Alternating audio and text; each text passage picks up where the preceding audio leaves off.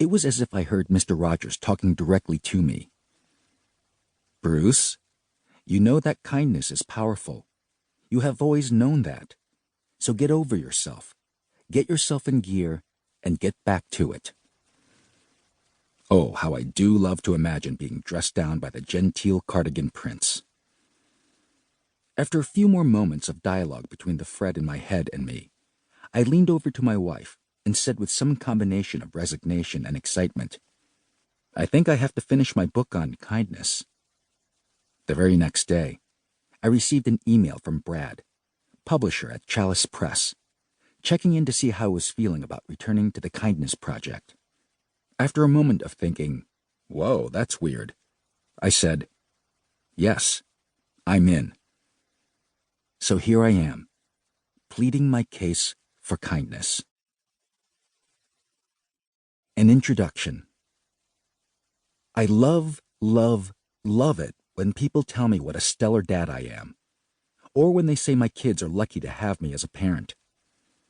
Suddenly, written on the sunny blue sky canvas of my mind, in bold rainbow smoke writing, I see, yeah, I am a great dad. Cue William Shatner with my pageant sash, flowers, and crown. Soon after my confetti-strewn metaphorical walk down the runway to accept my accolades and tiara, I come to the sobering realization that today, the bar to achieve good dad status is set pretty low.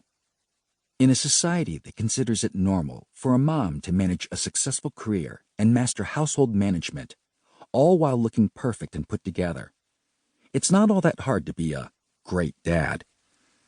Heck, even when I'm unshowered and in ripped jeans and a dirty t-shirt, if people see me doing a couple of school pickups and drop-offs, or shopping for family sustenance at the local gas station food mart, I'm the star. Seriously, sometimes it must suck to be a mom these days. Sidebar, honey, I love and appreciate you. Smiley face emoticon. The same society that expects so much of moms expects so little from dads. We have made being a good dad, let alone a great dad, the exception, and have failed to demand and hold people accountable for being merely a decent parent. And we dads, because we benefit from this situation, have unwittingly reinforced this narrative that has allowed us to shirk our responsibilities, feed our tender egos, and reimagine what it is to be a good parent today. We buy into the low expectations, so we either stop trying, we fall into a posture of exerting minimal effort, or we come to expect the accolades as the norm. We get lazy and start to believe the hype. Repeat sidebar, honey, I love and appreciate you. Smiley face emoticon. Now, if this social conundrum were just about the dads, or only about my individual need to expand my understanding of my actions as a parent, we could simply continue to slough off some dads with an, oh, that's just the way David is. He's just a mediocre stepdad. More on David, my mediocre stepdad, later. And be on our way. Who cares how other dads act, as long as people still think I'm a great dad, right?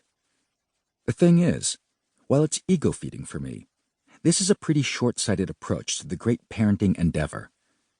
This parenting thing is not just about us, dads, moms, non-binary co-parents, or anyone else who participates in the raising of children today. Which, BTW, I believe is everyone. Every time we buy into this narrative that being a committed, caring, and loving dad is the exception, we pass on to future generations this flawed and destructive narrative. We will continue to expect women to live up to unreasonable and oppressive expectations of motherhood, and we dads will continue to be seduced by the idea that the world should be grateful that we are doing the bare minimum, and that the bare minimum is all we need to do. So what does all this have to do with kindness? Just as buying into the low bar approach is no way to go about being a parent, we must do our best to avoid setting the bar just as low when it comes to kindness.